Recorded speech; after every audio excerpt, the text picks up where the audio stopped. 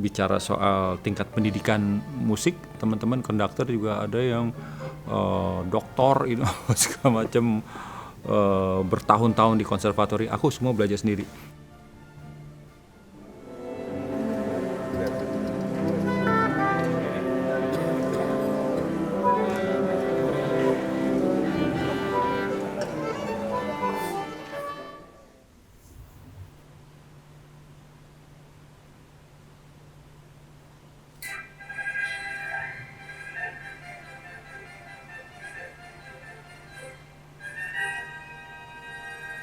Cukup jauh. Nah, di antara ini, Sani mau yang mana? Ini tulisan. Aku kalau baca ini pusing.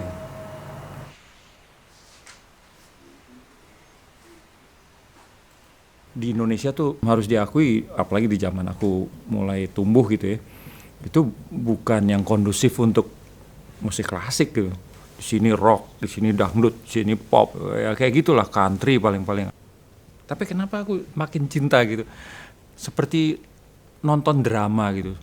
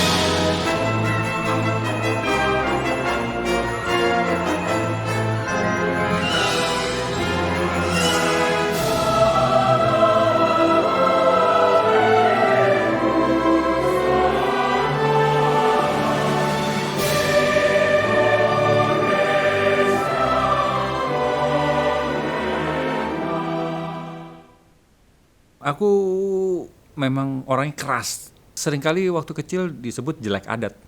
Ya aku sampai nendang kaca jendela sampai pecah waktu aku masih SD gitu. Cuma simply nggak diajak pergi oleh keluarga gitu karena aku kurang sehat gitu. Kalau aku mau harus sampai.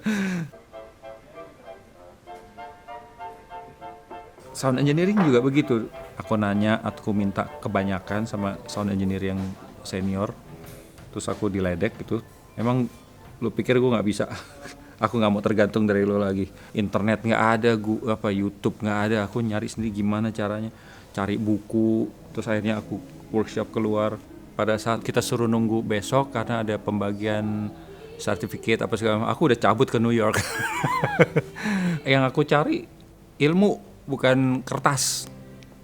Hadirin dan pemirsa, kita sambut dengan gegap gempita tepuk tangan yang meriah untuk 25 tahun Planet Orkestra dengan Odi MS.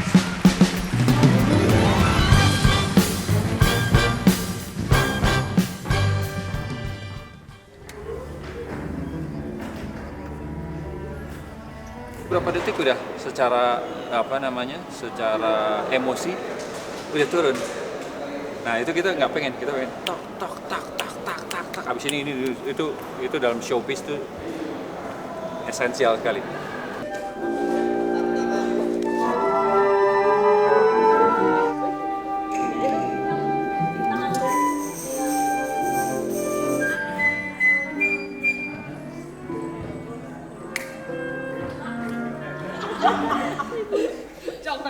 Andrea jadi paling muda ya. Nah, terus kalau paling tua jangan tanya. Kok enak nih. Rasanya sih nggak perlu ada yang kita khawatirin, kita takuti. Tapi juga jangan terlalu pede sedemikian penonton nggak tahu nih gue. Biasanya orang tuh jatuh pada saat dia terlalu pede, terlalu yakin dirinya, arogan, sombong. Disitulah kejatuhan menunggu. Ya.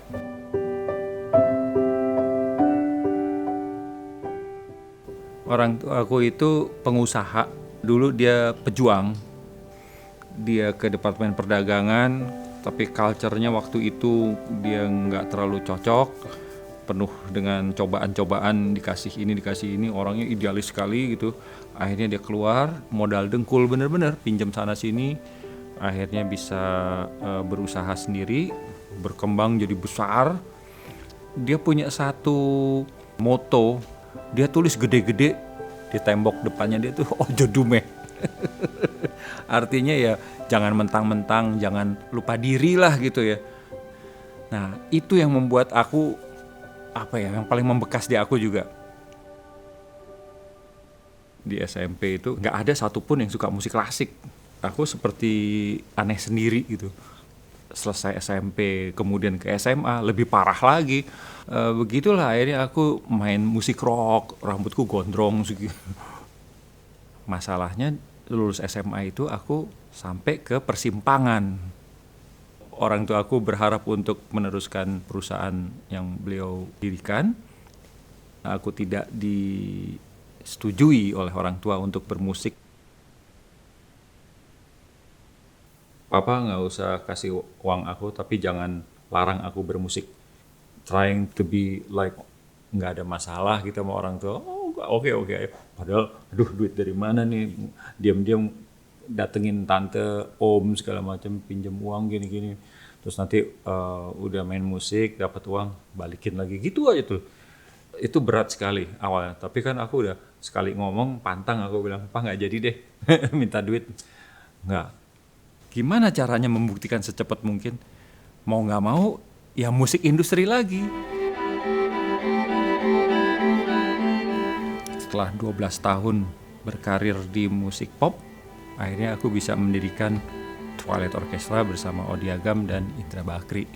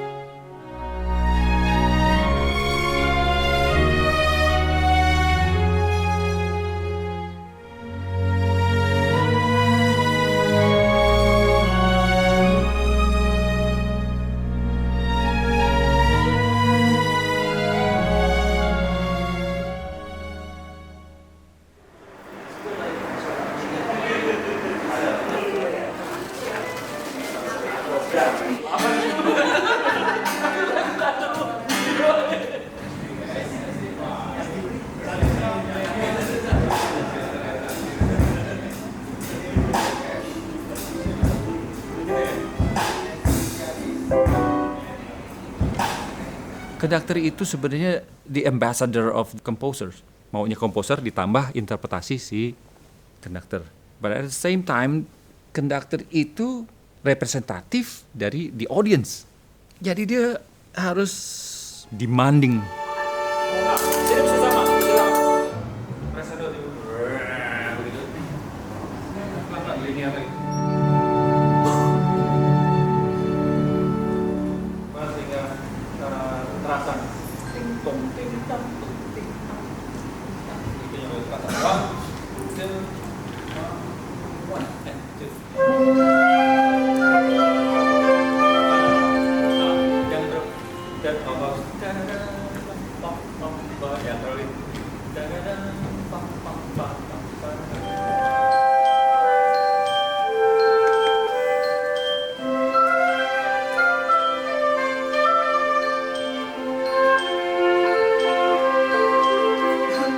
Manakala aku butuh musisi, yang aku cari kompetensinya.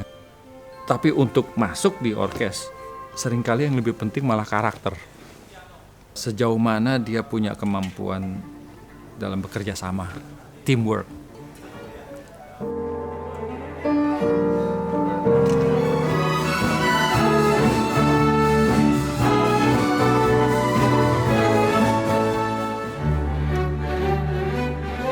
Kita melihat orkestra itu instrumennya macam-macam, karakternya macam-macam, melodi yang dimainkan oleh tiap instrumen itu nggak ada yang sama.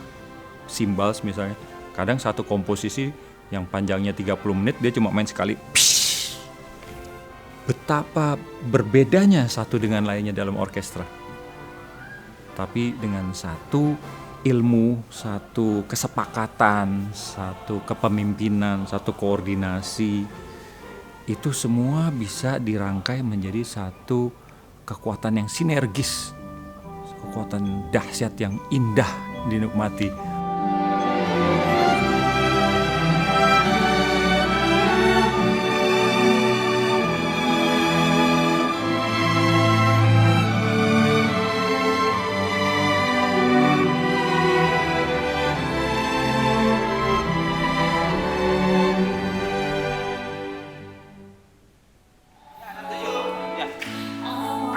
Nyalain jam 12 ya.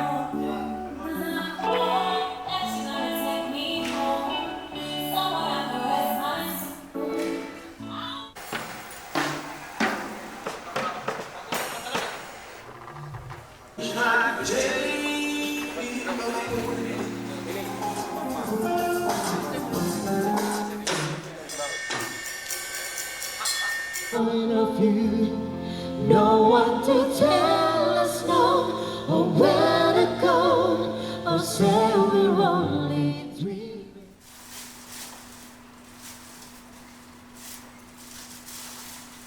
Enam tahun tua orkestra, tiba-tiba aku melihat TVRI setiap hari itu dibunyikan rekaman Indonesia Raya.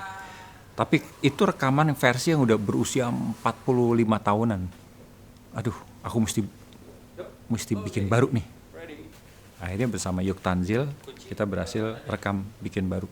Sebelum bikin, kan aku harus pelajari, harus kenal. Akhirnya alhamdulillah aku bisa kenal dengan pencipta Hari Merdeka, Husein Mutahar. Beliau masih hidup saat itu. Aku berkenalan dengan beliau, berkenalan dengan Pak Sudarnoto, terus bercerita juga beliau almarhum. Makin banyak input dari mereka, itu makin membakar rasa kebangsaan aku gitu.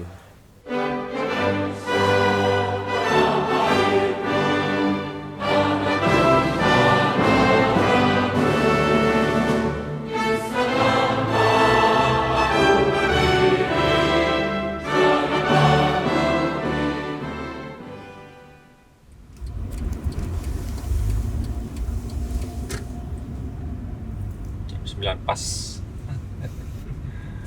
Kita ke gedungnya yang ini nih. Isi dari apa yang ingin atau harus disampaikan melalui lagu. Indonesia kita semua siap melayani, galang demokrasi, jaga persatuan.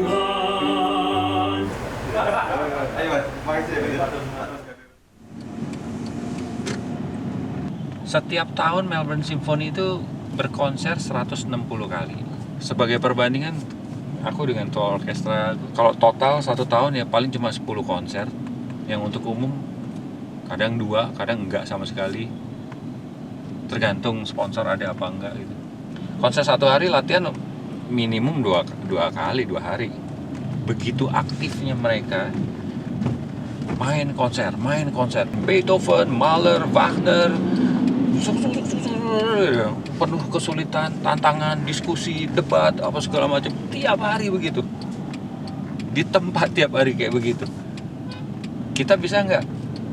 Ya bisa, tapi butuh dana besar untuk subsidi itu. Konser-konsernya tuh sama dengan di Indonesia, dimanapun di dunia ini. Walaupun sold out, nggak akan bisa balik modal tanpa sponsor. Selalu defisit. Harus ada sponsor, harus ada subsidi.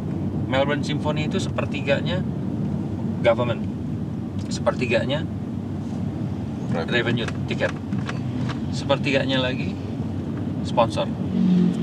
Kalau ini kita enggak nih. Jadi tua orkestra bertahan 28 tahun tuh keajaiban.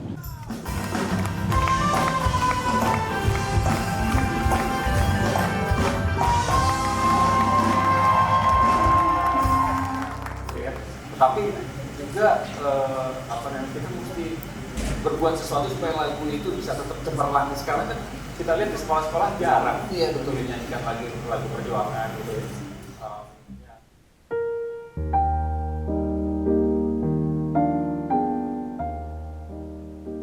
ibuku suka musik klasik, meskipun dengarnya cuma dari radio El Shinta dulu dan sedikit piringan hitam. Karena lihat sepupu dan tante berlatih piano di rumah kakek, itu mainkan Bach, Beethoven, Brahms, Chopin. Nah, aku begitu dengar Chopin itu, waduh sesenang itu gitu. Nah, habis itu selalu nyari musik yang bisa membahagiakan itu, merasa tenang gitu. Sesuatu yang kita suka dan membahagiakan kita gitu, seringkali kita ingin share ke orang supaya orang merasakan kenikmatan itu gitu kan.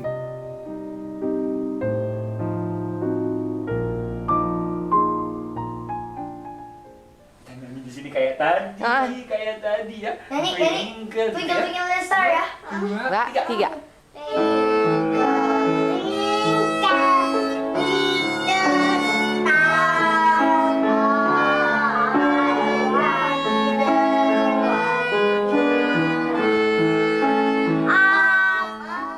Berulang kali aku menghadap ke menteri-menteri, ke gubernur, nggak bicara soal Twilight Orchestra atau ADMS, aku bicara soal pentingnya orkes simfoni di Indonesia, pentingnya concert hall dibangun di Indonesia. Ini ada nilai pendidikan Pak, pembentukan karakter bangsa, menghargai perbedaan. Di situ aku firm to myself gitu bahwa aku harus datang langsung ke Tunas Bangsa. Good. One more time. And this will be better, everybody. Berarti kamu perhatikan di sebelah situ, ya, oke. Yang kiri nggak usah, ya, hahaha. Oke, siap. Matanya, ya, siap, pelototin aja, ya. Siap, oke, ikutin saya. 1, 2, and.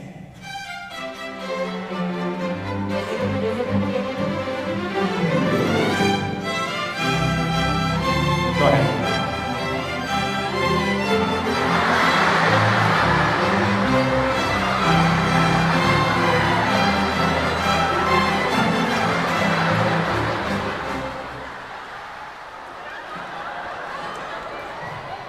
Hati-hati masuk instrumennya. Ketelan.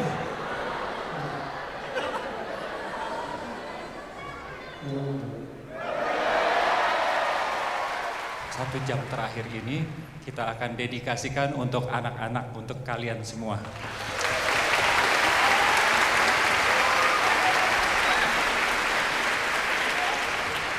Konsernya sebenarnya besok. Nah, tetapi tiketnya sudah terjual habis 3 minggu yang lalu.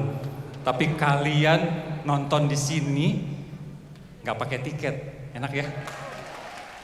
Kenapa musik klasik atau musik simfonik itu perlu? Kalau di negara maju kita lihat anak-anak tuh diperkenalkan dengan musik, kemudian bagaimana menikmati musik, bagaimana mempelajari musik. Akhirnya kita bermusik bersama dalam satu ensemble. Di situ mereka belajar mengapresiasi perbedaan, mengelola perbedaan menjadi satu yang harmonis gitu. Bayangkan kalau si anak-anak itu diajarkan mengenai pentingnya mematuhi disiplin, mengerjakan sesuatu dengan rinci, dengan presisi, tapi dengan cara yang menghibur. Mereka juga harus memainkan dengan imajinasi, diasah terus bagaimana mengapresiasi keindahan gitu. Akan beda dengan orang yang tidak tahu keindahan, itu akan kasar perilakunya, tidak sensitif gitu. Nah, kombinasi dari keduanya harusnya apa?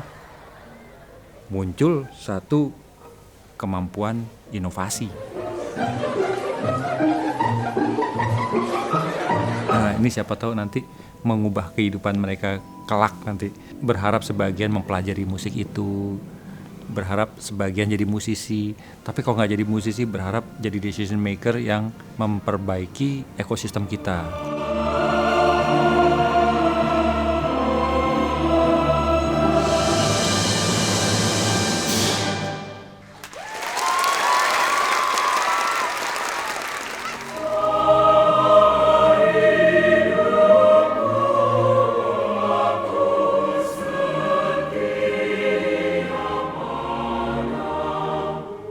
aku hidup cuma sekali, aku ingin gunakan hidupku sebaik mungkin.